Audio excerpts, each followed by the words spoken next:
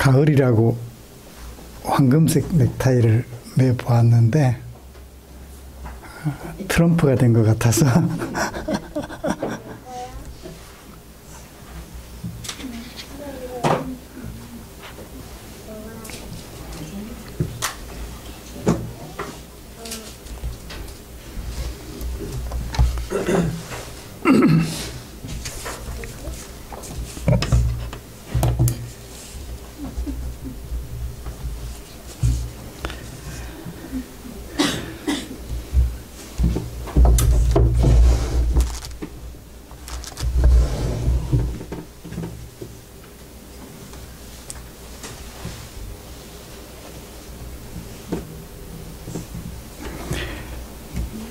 예, 시간이 되었습니다. 우리 다 같이 찬송가 6장 펴시고 일어나셔서 찬송 부름으로 성찬 예식 주일 오전 예배를 하나님 앞에 드리겠습니다.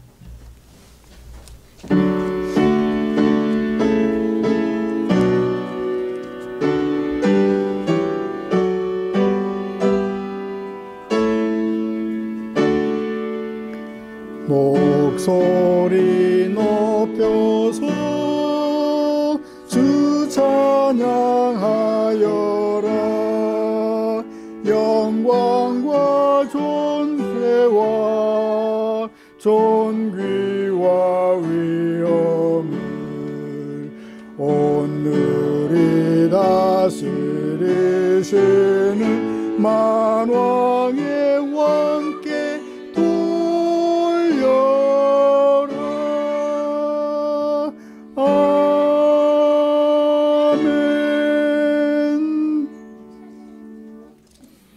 여호와께 노래하라. 너희는 여호와를 찬양하라. 가난한 자의 생명을 행악자의 손에서 구원하셨음이니라. 아멘.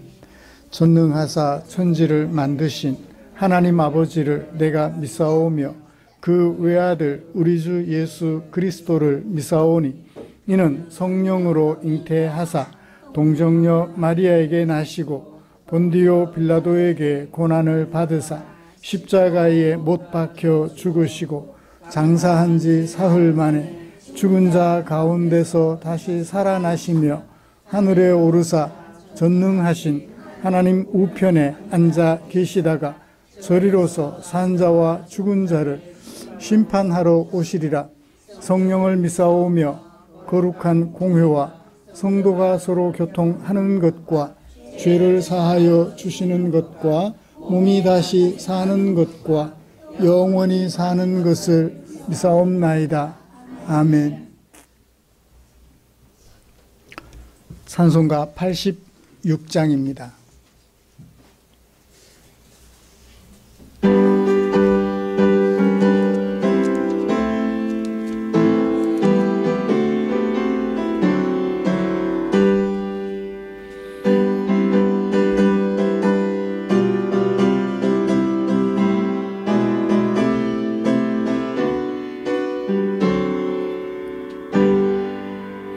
내가 늘 의지하는 예수, 나의 상처 입은 심령을 불쌍하게 여기서 위로하여 주시니 미쁘신 나의 좋은 친구.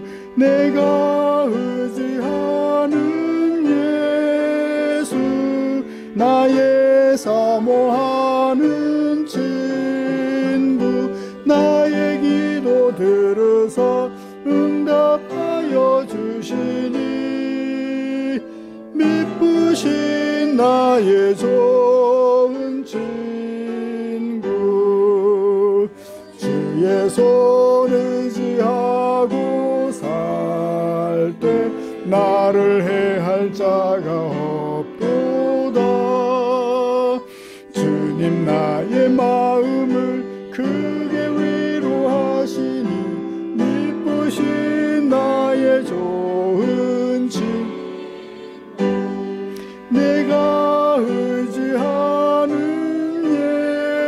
예수, 나의 사모하는 친구 나의 기도 들으사 응답하여 주시니 미쁘신 나의 좋은 친구 내가 요단강 건너가며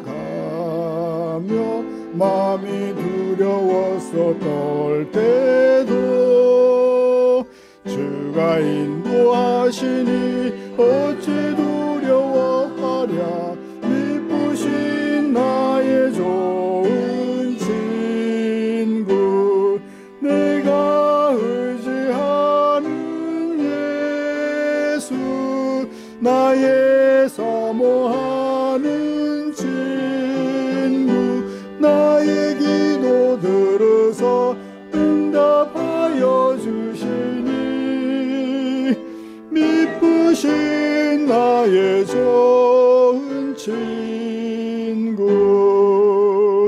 이후에 천국 올라가서 모든 성도들과 다 함께 우리들을 구하신 주를 찬양하리라 미쁘신 나의 좋은 친구 내가 의지하는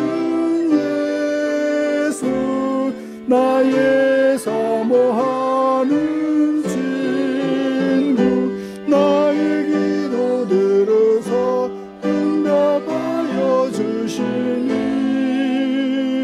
미쁘신 나의 좋은 친구. 아멘. 교동문 91번 성찬 주일입니다.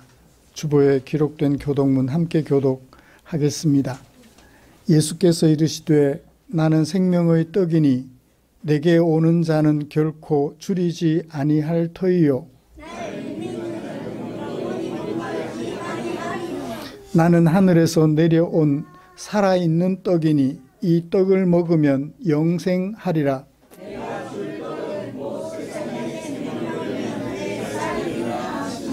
내 살을 먹고 내 피를 마시는 자는 영생을 가졌고 마지막 날에 내가 그를 다시 살리리니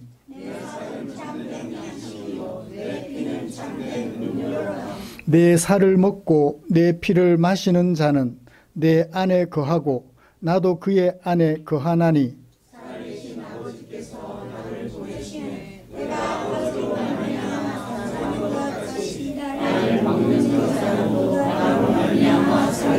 새 계명을 너희에게 주노니 서로 사랑하라. 내가 너희를 사랑한 것 같이 너희도 서로 사랑하라.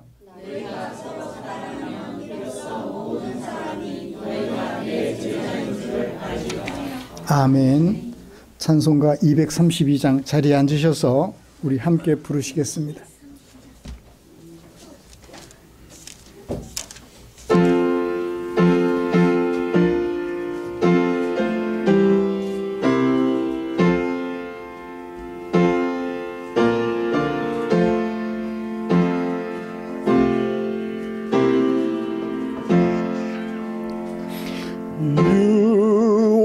어쩔 때가 이르러 주 팔려시던 날 밤에 온 제자들로 모인 때 주께서 떡을 내셨네. 천지를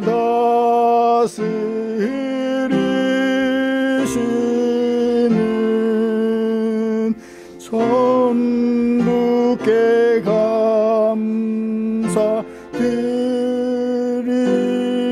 감사드리고 주께 주께서 또 그때어서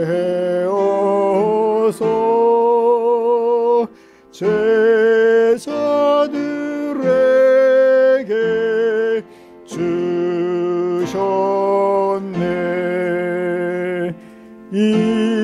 이것은 너를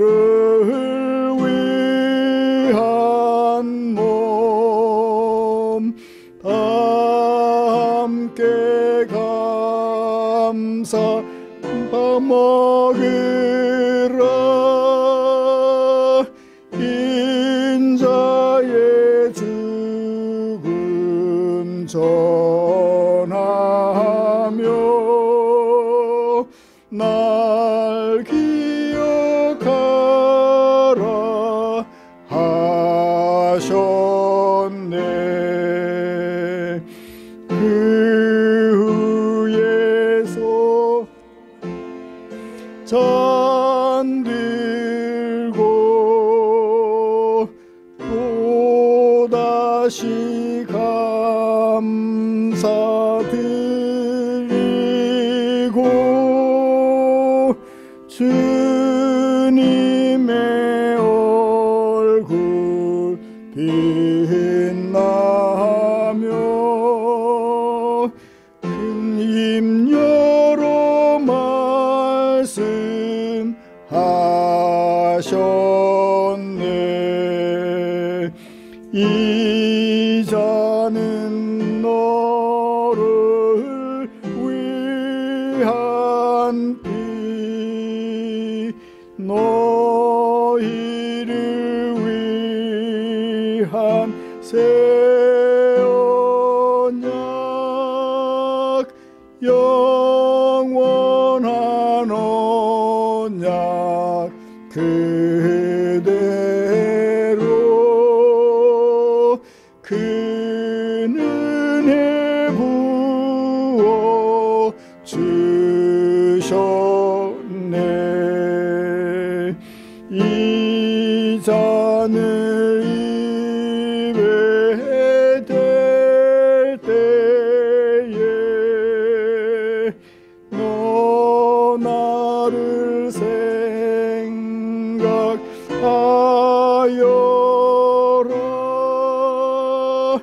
내 몸과 내 피, 내 맘에 영원한 생명 되리라.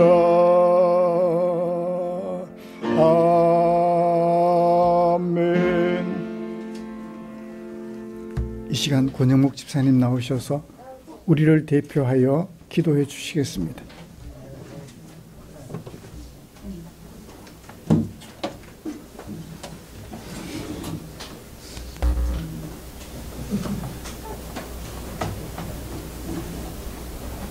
사랑과 은혜가 풍성하신 하나님 아버지, 11월 둘째 주일을 맞아 감사와 찬양을 드립니다. 한 해의 끝자락을 향해 지난 날의 모든 순간마다 저희를 지키시고 인도하신 주님을 찬양합니다. 주님의 은혜로 여기까지 왔건만 때로는 그 은혜를 잊고 내 힘으로 살아가려 했던 생각을 용서하여 주옵소서. 너희는 마음을 다하고 뜻을 다하고 힘을 다하여 너희의 여호와를 사랑하라.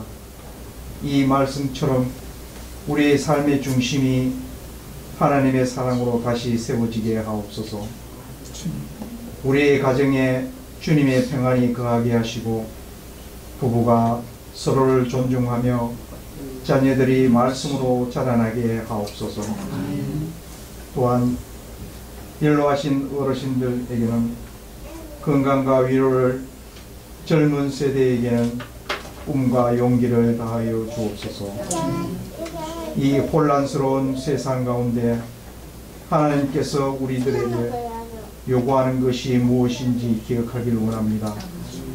우리가 세상에 속해 있으되 세상과 분열된 삶을 살아가게 하여 주시고 늘 우리의 삶 속에서 하나님께서 주신 그 거룩의 삶을 우리가 잊어버리지 않게 하옵소서. 아무것도 가진 것 없이 이 세상에 온 우리들의 주님의 은혜로 모든 것을 얻었음을 고백합니다. 늘 감사가 있게 하시고 험난하고 복잡한 이 세상의 삶 가운데서도 항상 사랑으로 베풀고 나눌 수 있도록 은혜를 다하여 주옵소서. 올해도 벌써 한 달 20일 남겨두고 있습니다. 계획했던 일들을 돌아보게 하시고 계획대로 되지 않더라도 낙심하지 말고 또 다른 미래를 바라보고 전진할 수 있도록 이끌어 주옵소서. 단위에서 쓴 목사님을 기억해 주시고 말씀의 깨달음과 은혜 충만되게 하시며 저희들은 그 말씀을 받아서 세상에 나아가서 생활하는 데 적용될 수 있도록 인도하여 주시옵소서. 육신의 아픔과 세상으로부터 아픔을 받은 형제들에게 주님께서 찾아주셔서 치료와 해결의 은총을 입길 소원합니다. 예배의 시종을 주님께 의탁하오며 저희들을 죄악에서 구원하신 예수 그리스도 이름으로 기도드립니다. 아멘.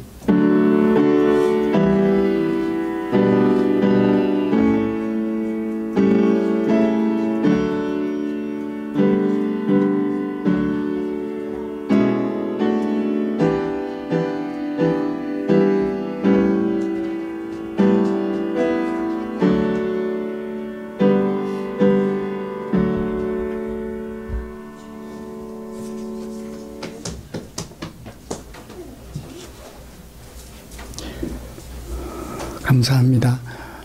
오늘 함께 묵상할 말씀을 읽고 그리고 이어서 성찬식을 거행하도록 하겠습니다. 오늘 함께 묵상할 하나님의 말씀은 데살로니가 전서 5장 1절부터 11절까지입니다.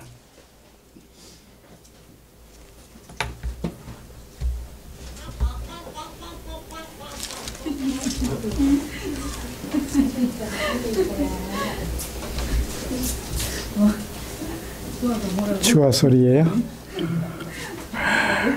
찬양하고 싶어서.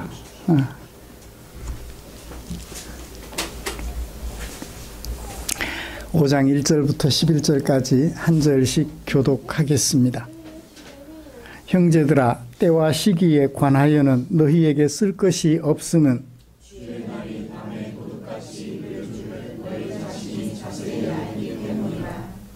그들이 평안하다 안전하다 할 그때에 임신한 여자에게 해산의 고통이 이름과 같이 멸망이 갑자기 그들에게 이르리니 결코 피하지 못하리라.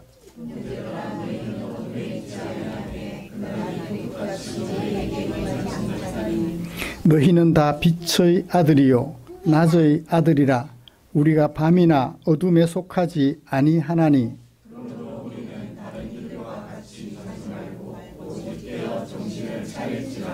자는 자들은 밤에 자고 취하는 자들은 밤에 취하되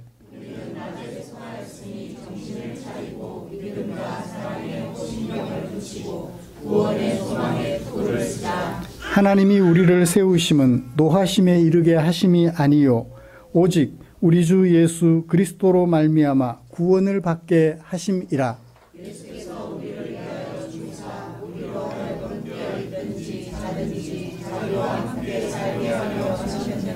같이요 그러므로 피차 권면하고 서로 덕을 세우기를 너희가 하는 것 같이 하라. 아멘. 우리는 지난주에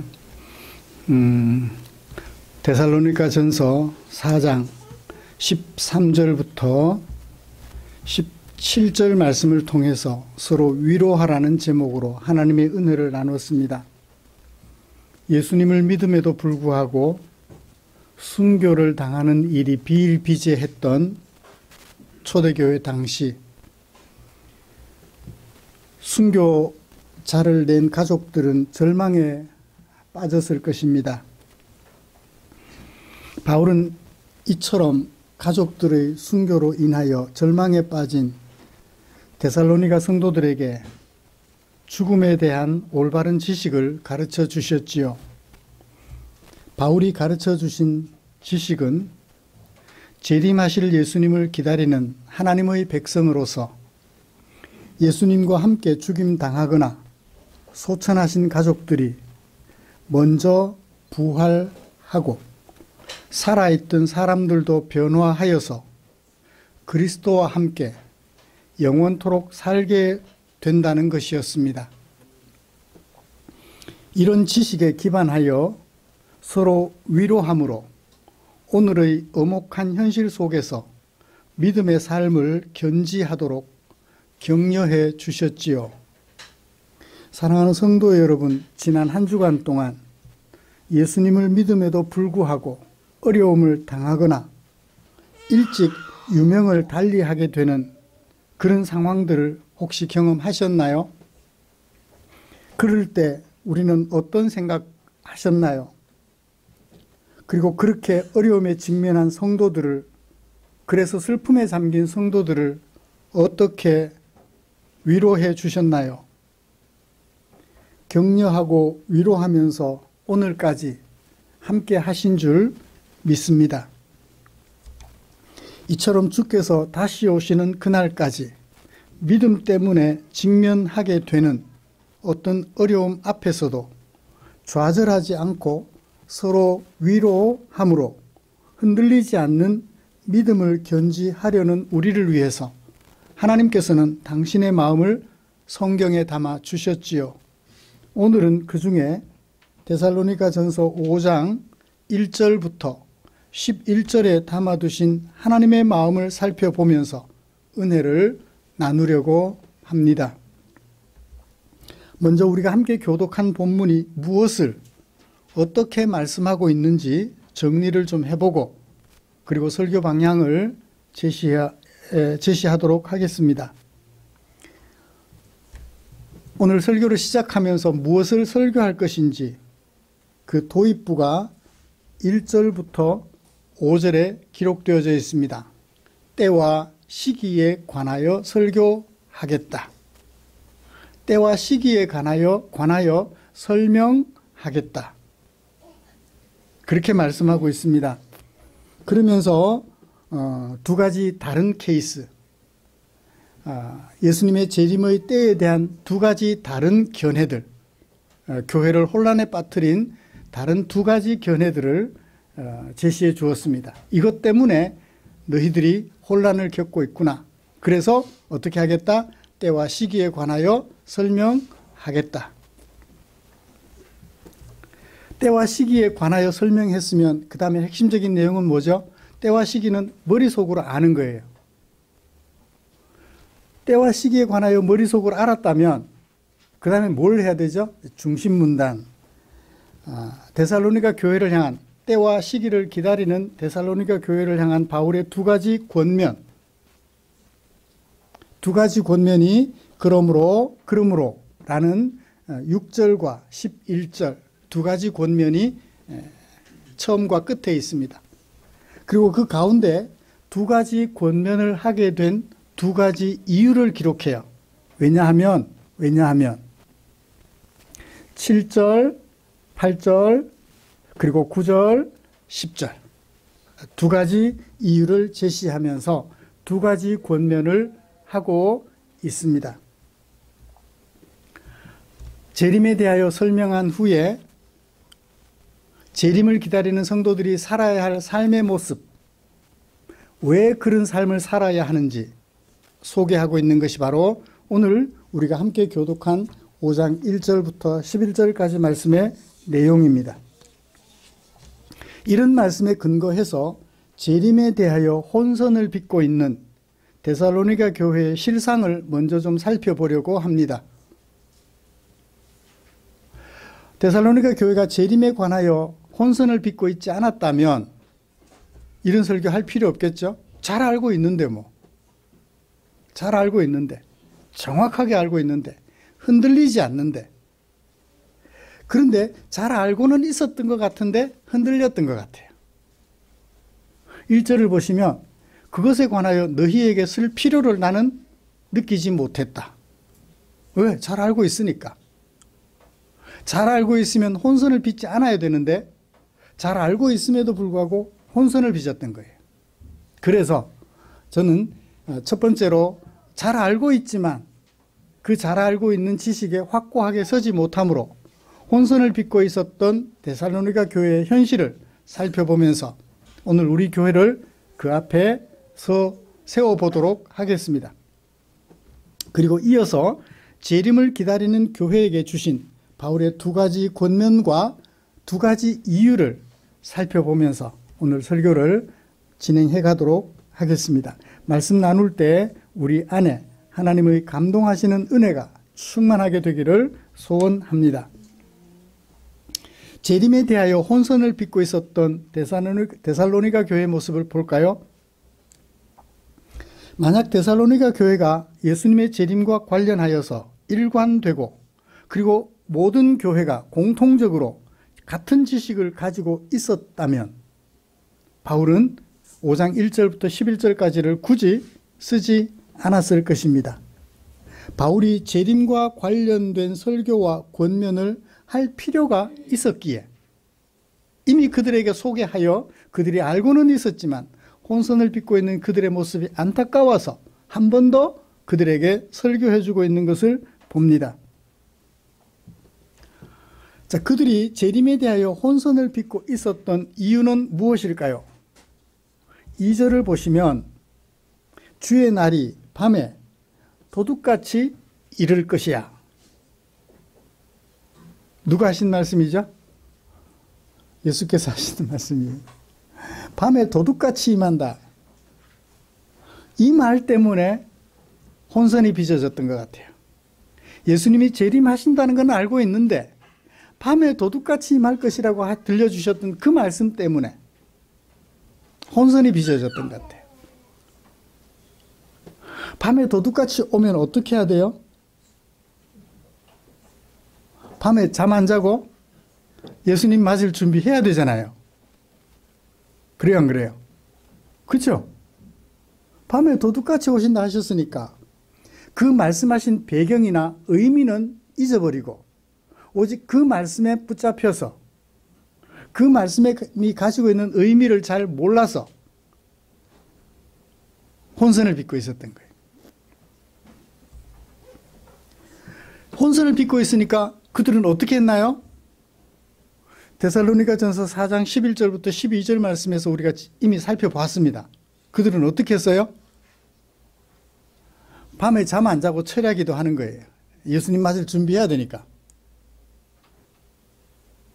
그리고는 어때요? 사람은 안 자고 못 베기니까 낮에 자요. 밤에 오신다 했으니까. 그리고 또 어떻게 해요? 밤에 철야기도 하면서 예수님 맞을 준비했으니까 낮에 일 못 하잖아요. 그럼 어때요? 일을 안 하는 거예요.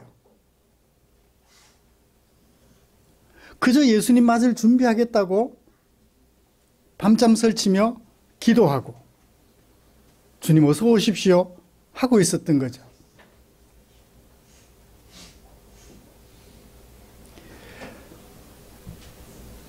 (1990년 10월 28일) 다미성교회가 청계산에 예수님이 재림하신다고 말하며 그날 온 사람 대한민국의 그 다미성교회에 속한 사람들이 그 산에 가서 밤이 맞도록 자정이 될 때까지 모든 사람들이 집중하여 예수님 맞을 준비했던 것처럼 말입니다. 그러니까 교회는 어떻게 돼요? 성도들은 일을 안 하니까 가난하게 되잖아요. 가난하게 되니까 예수님을 알지 못하는 사람들이 보기에 예수 믿는 사람들이 정상적으로 보여요? 비정상적으로 보여요? 비정상적으로 보이죠.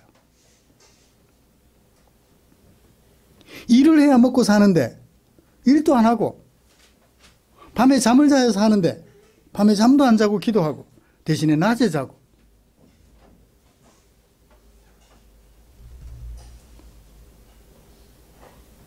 그래서 바울은 너희에게 명한 것처럼 조용히 자기 일을 하고 자기 손으로 일하기를 힘쓰라고. 왜 그렇게 해야 돼요? 외인에 대하여 단정하게 보이도록, 이방인들이 보기에 단정한 사람으로 보이도록, 그래서 아무 궁핍함이 없는 사람들이 되어 살아가게 하려고 자기 손으로 일하기를 힘쓰라고 권면까지 했던 것입니다. 예수님의 재림에 대한 지식은 가지고 있었어요. 예수님 재림하실 거야. 믿음은 가지고 있었는데 그 재림에 대한 혼선, 그것 때문에 데살로니가 교회는 문제를 가지고 있었던 것입니다. 여러분, 이런 데살로니가 교회를 오늘 우리 앞에 세워보자. 우리는 어때요? 주의 날이 밤에 도둑같이 임한다는 것, 이것 때문에 밤에 잠을 안 자고 그러지는 않나요? 아니, 조금 더 깊이 들어가서 우리가 재림을 기다리기는 하시나요? 그래도 데살로니가 교회는 재림을 기다리기는 했잖아요. 그런데 오늘날 한국 교회를 보면 예수님이 재림하실 것을 기다리는 사람들 같지가 않아요. 예수님의 재림을 기다리는 사람은 재림하신 후의 모습, 미래의 모습은 오늘 나의 모습이 되어야 되는데 그 미래의 모습이 오늘 나의 모습이 아닌 것처럼 살아요. 예컨대 왕궁에서 왕자로 내가 태어났어요. 잠시 왕궁을 벗어나서 거지 친구들과 함께 살아요. 나는 어떤 존재죠? 왕자예요. 그러면 비록 거지 옷을 입었지만 왕궁에 돌아가서 왕자복으로 갈아입을 그때를 기억하며 어떻게 살아야 돼요? 왕자처럼 살았어야죠. 근데 거지들과 함께 있으면서 거지처럼 되어버리는 거예요.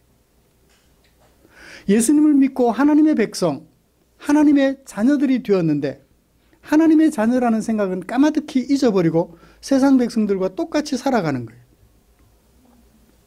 가인에게 하나님께서 말씀하셨죠. 동생 아벨을 죽이려고 하는 죄가 너를 지배하려고 하나 어떻게 하라? 네가 죄를 다스리도록 하라고 말씀하셨죠. 그런데 예수 믿는 사람들이 죄를 다스려야 되는데 죄를 다스리기는커녕 죄에게 지배를 받고 있는 거예요. 과연 재림을 기다리기는 하는 것인가? 재림 후에 내 모습을 생각하면 오늘 그 모습처럼 살아가고 있는가 하는 것이죠. 아니면 재림이 임박할 것이라는 생각에 일상을 포기하고 예수님 맞을 준비에 집중하고 계시지는 그런 분들은 없잖아요. 그죠? 그런 분들은 안 계시는 것 같아요. 재림에 대하여 무관심하게 살아가는 경향을 많이 노출시키는 것 같아요. 아직 멀어서. 지금까지 2000년 기다렸는데 앞으로 1000년 더 기다려야 될지 누가 알아? 라고 생각하며 재림에 대하여 무관심하게 살아가는 경우가 많을 것 같아요. 오늘 이 데살로니가 교회를 앞에 세워놓고 임박한 예수님의 재림을 기대하면서 자기가 할 일을 놓아버리고 오직 재림 맞을 준비에 집중하는 그 모양은 아니겠지만 시간이 지나면서 무관심해졌던 그들의 모습이 혹 나의 모습은 아닌지 점검해보는 시간 되기를 주님의 이름으로 축복합니다. 이 재림을 기다리는 데살로니가 교회를 향하여 바울은 두 가지 권면을 했지요. 첫 번째 권면 6절입니다. 그러므로 우리는 다른 이들처럼 자지 말고 또 자지 말래요. 밤에 자지 말래요. 그냥. 그리고 깨어라. 그리고 정신을 차려라. 명령형 동사가 아니고 가정법 동사예요. 명령법은 직접적으로 강하게 어필하는 것 같아요. 가정법은 청원하는 것 같아요. 이렇게 했으면 좋겠어. 이렇게 하라 하면 억압받는 것처럼 느껴지잖아요. 가정법 동사를 써서 이렇게 했으면 좋겠어. 이렇게 하는, 너희들이 이렇게 하는 것이 내 소원이야 라고 말씀하는 것 같아요. 자지 말고 깨어있어 정신을 차려라. 밤에 자지 말라는 얘기가 아니에요. 그죠? 밤에 자지 않는 것, 자야 될 시간에 자지 않는 것, 은유적으로, 수사적으로 사용하는 거예요. 밤이라는 얘기는 어떤 숨겨진 뜻이 있을까요? 하나님의 백성답지 못하게 세상 백성으로 살아가는 거예요. 죄에게 지배를 받으며 살아가는 거예요.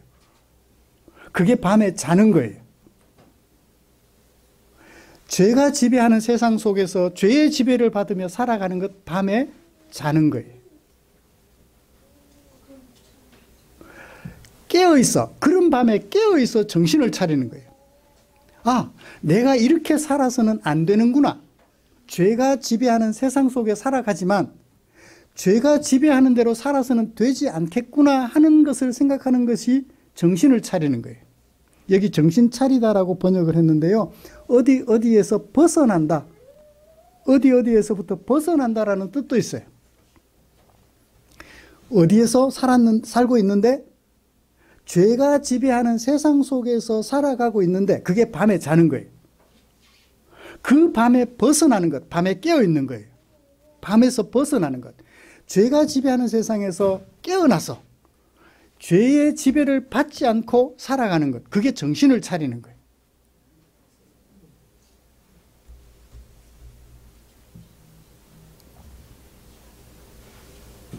어떻게 하는 게 정신을 차리는 거죠? 7절과 8절에서 우리에게 소개해 주고 있습니다. 특히 8절. 자는 자들, 밤에 자는 자들. 죄가 지배하는 세상 속에서 죄가 지배하는 대로 이끌려 살아가는 사람들, 자는 자들. 반대로 우리는 8절 어떻게 하자? 정신을 차리자. 똑같은 얘기가 여기도 나왔죠? 어떻게 정신을 차려요? 믿음과 사랑. 이것은 가슴에 붙이는 거예요. 흉배니까. 가슴에 붙이는 거예요. 가슴을 보호하는 거예요. 심장을 보호해야 살아있죠. 그죠? 그 다음에 머리에 투구를 써야 된대요. 무슨 투구? 구원에 대한 소망. 이것을 투구로 쓰고 흉배를 붙여서 전사 같아요. 이 세상과 대적하여 싸우는 하나님의 전사들이에요. 세 가지를 말합니다. 모든 일을 할 때 무엇으로 하라? 믿음으로 하라. 하나님이 나의 아버지고 예수님이 나의 구주라는 그 믿음으로 살아가라는 얘기예요. 괜찮아요? 주와도 같이 하고 싶어서. 믿음으로 하라는 얘기예요. 믿음 없이 될까 안 될까? 예수님이 말씀하셨는데 이거 될까 안 될까? 믿음 없이 하라는 얘기가 아니에요. 주님이 말씀하셨으면 그대로 살아가는 거예요. 뭐처럼? 불도저처럼. 그게 믿음으로 살아가는 거예요. 그 믿음이 없으면 될까 안 될까 의심하다가 중간에 포기하겠죠. 그런데 죽음이 나를 막을지라도 그게 주님의 말씀이라면 주님을 믿는 믿음으로 밀고 가는, 그걸 믿음이라고 얘기를 해요. 그 다음에요, 사랑이라고 말을 해요. 믿음으로 하는데 사랑이 없으면 소용이 없어요. 믿음으로 하는데 나이가 어리다고 함부로 막 말해요. 최수연 집사님 그렇게 해서 되겠어요?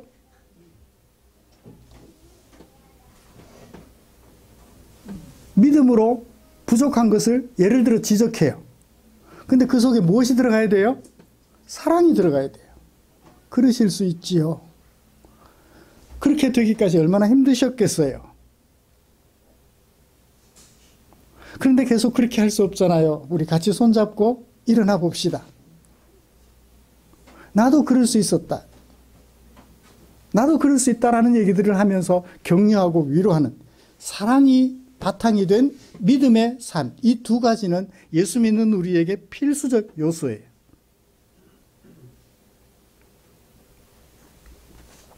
거기에 뭐가 있어야 돼요? 구원에 대한 소망이 있어야 돼요.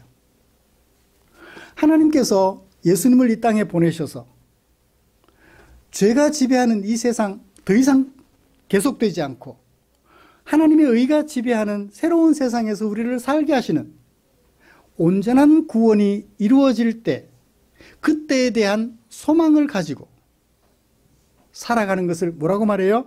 정신을 차린다라고 말을 하는 거예요. 예수님을 알지 못하는 사람들은 구원에 대한 소망 자체가 없어요. 그냥 이렇게 살다가 죽는 거예요. 빈손으로 왔다가 빈손으로 가서 그냥 끝나는 거예요. 구원 그게 뭐야? 이렇게 말을 한다고요. 하루살이가 배짱이하고 놀다가 저녁이 되었어요. 배짱이가 하루살이 보고, 하루살이야, 우리 저녁에 자고 내일 만나자. 하루살이가 내일이 뭐야?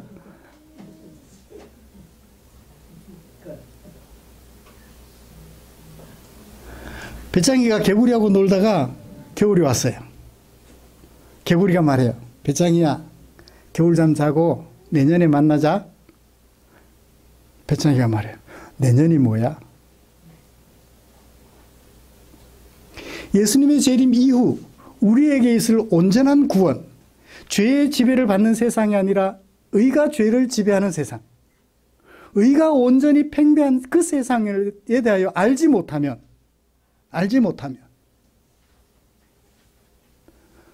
구원에 대한 소망을 가질 수 없잖아요. 그 구원에 대한 소망을 가지고서 오늘 어떻게 살아요? 믿음으로, 사랑으로. 이것이 바로 정신을 차리는 것이라고 바울은 소개해주고 있는 것입니다. 이게 내가 살아야 될 삶이에요. 첫 번째 권면, 네가 그렇게 살아. 우리 그렇게 살자. 그 다음 두 번째 권면, 11절, 그러므로 너희는 피차를 권면하고 피차를, 서로를 덕을 세우라 라고 권면해요. 여기는 강하게 어필합니다.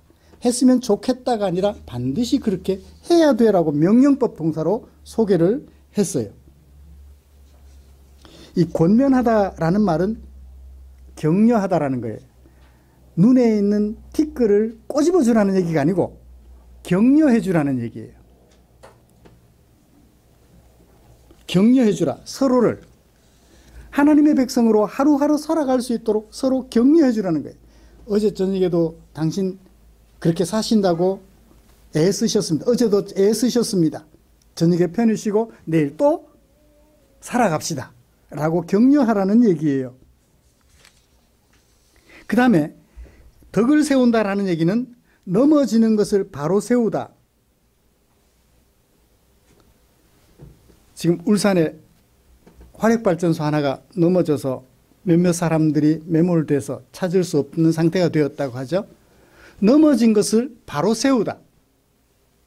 그러니까 격려도 하고 하나님의 백성으로서 삶을 실패했다면 넘어진 것이니까 그것을 바로 잡아주라. 서로를, 네가 나를, 내가 너를 그렇게 세워가주라 라는 얘기를 하고 있습니다. 여기에 중요점은, 강조점은 뭐죠? 너예요. 내가 아니라 너예요. 나도 너도 함께 하나님의 백성으로서 가자라는 얘기예요. 구원의 소망을 가지고, 구원에 대한 소망을 가지고 믿음과 사랑을 살아가도록 나도 수고해야 되고 너도 격려해 주라는 얘기지. 마지막으로 왜 그렇게 해야 되나요? 권면하는 두 가지 이유. 첫 번째, 우리는 어디에 속하였어요? 낮에 속했기 때문에. 밤에 속한 사람들이 아니고 낮에 속한 사람들이기 때문에. 이 땅에 말씀으로 오신 예수님은 세상의 사람들에게 뭐가 돼요? 빛이 되셔요. 어둠을 밝히는 빛이 되신다고요. 우리는 어둠 속에 살아가는 사람이 아니라 어둠을 밝히신 예수님 때문에 빛 가운데 살아가는 사람들이에요. 빛에 속한 사람들로서 어둠의 세상을 살 수 없잖아요. 그래서 우리 마음속에 뭐가 생겨요? 양심이라는 것이 작동합니다. 예수님을 믿고 나면. 지나가다가 뭐를 봤어요. 그걸 내 손에 넣고 싶은데 어떻게 해요? 두리번 우리 예수님이 이걸 보시고 어떻게 말씀하실까? 그렇죠? 우리 마음속에 그런 것이 생겨요. 우리가 빛에 속했다는 증거예요. 화인 맞은 양심은요, 시도 때도 없이 거짓말하면서 내가 거짓말하는지 안 하는지도 몰라요.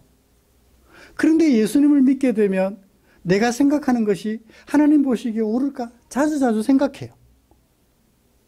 왜?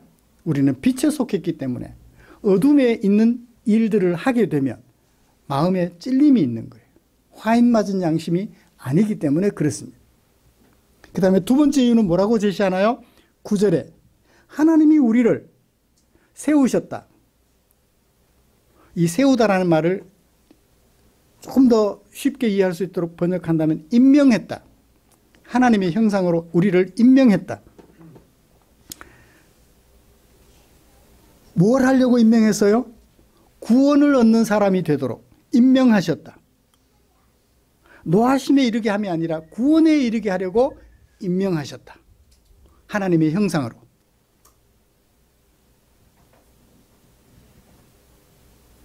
그래서 우리가 어떻게 돼야 된다? 10절. 우리가 깨어있든지 자든지, 깨어있다, 살아있다, 자든지, 뭐 죽었든지 간에, 뭐 잠자든지, 이거는 문자적으로 해석해도 될 것 같아요. 누구와 함께 살게 하려고? 예수님과 함께 살게 하려고. 잘 때도, 깨어나 있을 때도 예수님과 함께 살게 하려고 하는 그 구원. 그러니까 10절은 9절의 구원을 설명해주는 형용절 역할을 해요. 예수님과 함께 사는 구원에 이르게 하려고 우리를 임명하셨으니, 하나님의 백성으로 불러주셨으니 우리는 마땅히 그렇게 해야 돼 라고 말씀하고 있습니다. 말씀을 정리하겠습니다. 사랑하는 성도 여러분, 우리 예수님의 재림은 분명히 있습니다. 그죠? 예수님의 재림은 분명히 있는데 그 때와 시기는 알지 못해요. 1960년을 기다려 주셨기에 제가 예수 믿고 하나님의 백성이 되었던 거예요. 2014년도까지 예수님이 재림하지 않으셨기 때문에 주아가 태어나서 예수님을 믿게 되는 거예요. 언제 주님께서 이 세상에 대한 계획을 마감하시고 재림하셔서 새로운 세상을 펼쳐가실지 아무도 몰라요. 그러나 그때는 반드시 있을 것입니다. 왜냐고요? 하나님의 약속대로 예수님께서 사람으로 이 세상에 오셨던 것처럼 한 번 약속을 지키신 하나님께서 두 번째 약속을 지키지 않으시겠습니까? 그 두 번째 약속은 마지막 약속이에요. 그 약속을 지키실 것을 우리는 믿습니다. 그 약속을 기다리며 살아가는 동안 바울이 들려주셨던 권면을 하나님이 우리에게 주시는 권면으로 마음에 새겼으면 좋겠습니다. 구원의 소망, 구원에 대한 소망의 투구, 이걸 쓰고 구원에 대한 희망을 가지고 오늘은 어떻게 해요? 예수님을 믿는 믿음으로 그 믿음에 무엇을 더하여? 사랑을 더하여서 우리가 살아가는 세상을 다툼이 있는 세상이 아닌, 죄가 지배하는 세상이 아닌 사랑이 있는 세상, 죄를 다스리는 세상으로 만들어가는 저와 여러분들 되시기를 주님의 이름으로 축복합니다. 기도하겠습니다. 하나님 아버지, 오늘 바울이 데살로니가 교회에 전해준 예수님 재림과 관련된 지식과 권면, 우리가 마음에 새겼습니다. 우리 앞에 펼쳐진 세상 얼마나 계속될진 모르겠지만 우리가 살아있는 동안 우리가 주님을 맞이하게 되는 그 시간까지 구원에 대한 소망을 가지고 그리스도와 함께 살아가게 될 그 구원에 대한 소망을 가지고 믿음으로 사랑으로 우리의 삶을 잘 경영해가는 지혜로운 당신의 종들이 되도록 축복해 주시옵소서. 예수님의 이름으로 기도드립니다. 아멘.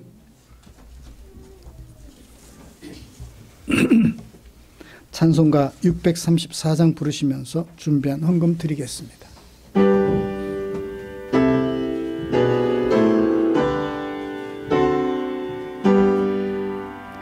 모든 것이 주께로부터 왔으니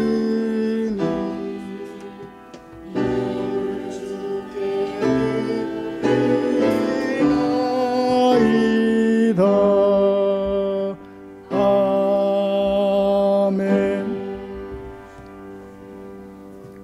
드린 헌금 위해서 기도하겠습니다. 나를 향한 당신의 사랑 마음에 겨워 주일 사랑하는 성도들과 함께 하나님 앞에 예배 드리려고 나온 우리 성도들 여기에 있습니다. 이런 모양 저런 모양으로 하나님 앞에 예배 드리는 성도들 여기에 계시니 주여 보시옵소서. 성도들이 드리는 기도가 향기로 주님에게 도달한다면, 주님 앞에 예배 드리는 성도들의 이 모습은 주님 앞에 꽃이 되어 자리 잡고 있을 것을 생각하면서 마음속 기쁨 감출 수가 없습니다. 주여, 주님 앞에 앉아 계시는 우리 사랑하는 성도들 당신의 품에 꼭 안아주시옵소서.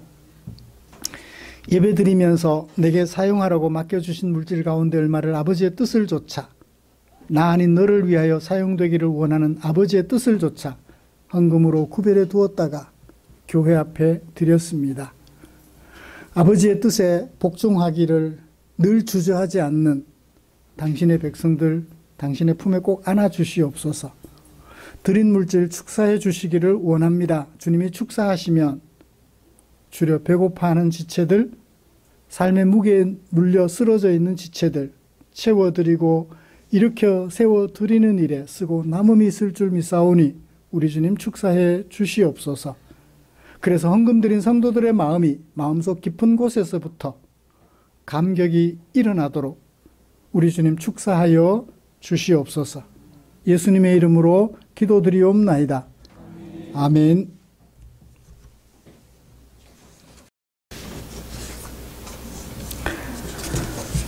교회 소식 알려드리겠습니다. 다음 주 기도는 최웅여 집사님 말씀 묵상, 우리의 삶과 인격을 아름답게 하는 하나님의 말씀 묵상에 최선을 다해 주십시오.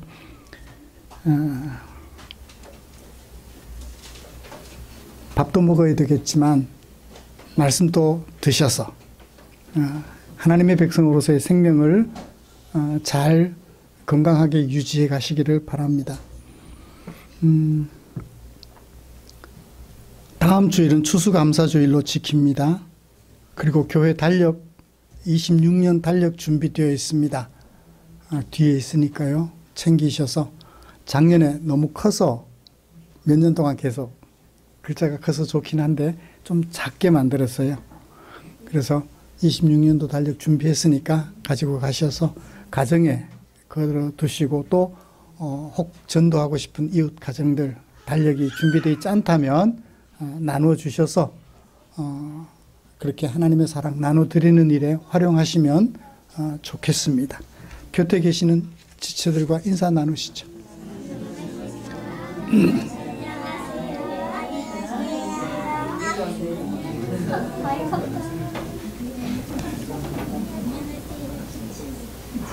저 많이 컸죠? 눈이 살아있어요, 그냥.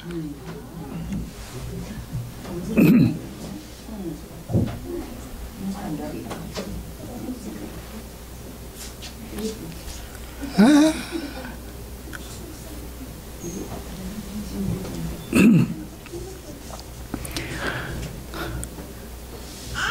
12월 달 올라가시기 전에 한 번 더 오실 수 있나요? 일정을 봐야 될 것 같아. 우리 이성균 형제 최은혜 자매 부부가 본가가 인천, 처가도 서울이고 가깝대요. 그래서 인천 쪽 발령을 부탁드렸더니 청에서, 해양경찰청에서 인천 발령을 허락하셨나 봅니다. 그래서 12월경에 이사를 지금 준비하고 있다고 합니다. 아직 11월인데 송별식을 하기는 그렇고 한 번 더 기회가 있지 않을까 기대하면서 마음으로는 알고 계십시오. 우리나라 해양의 안전과 어민들의 건강, 안전을 위하여 늘 애쓰는 성균 형제, 본인이 안전했으면 좋겠어요. 해양경찰들, 주민들 살린다고 힘들게 일하다가 다치면 안 되니까 그렇게 안전하도록 기도해 주시면 좋겠습니다. 그리고 주아도 건강한 모습 보니까 마음이 조금 놓이죠? 계속해서 잘 자라도록 기도해 주시면 고맙겠습니다. 다 같이 찬송가 그리고 가실 때 찬송가 57장 펴시고 일어나셔서 찬송 부르고 축도함으로 예배를 마치겠습니다.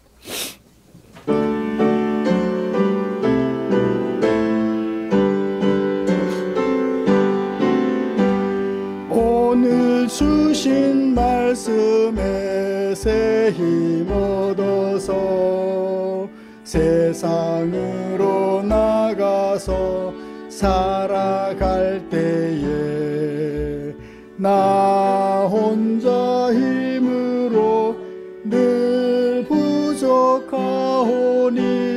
주여 나를 도우사 승리하게 하소서. 아멘.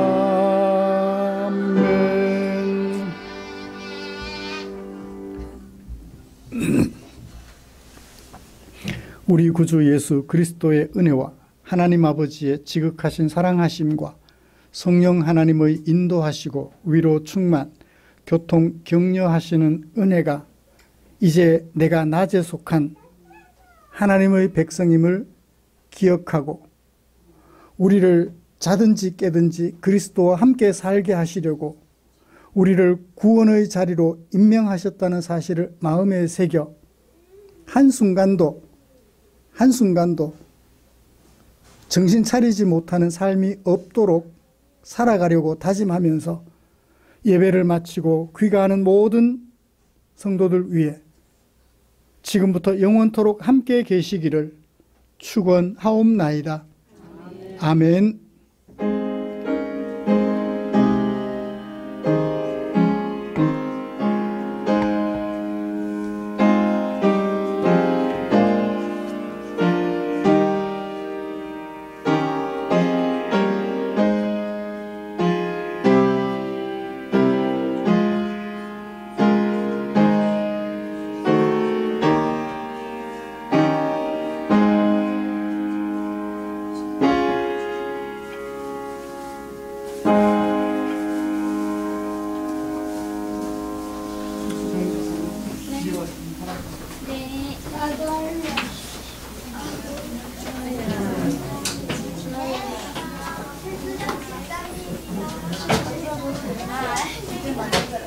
아니,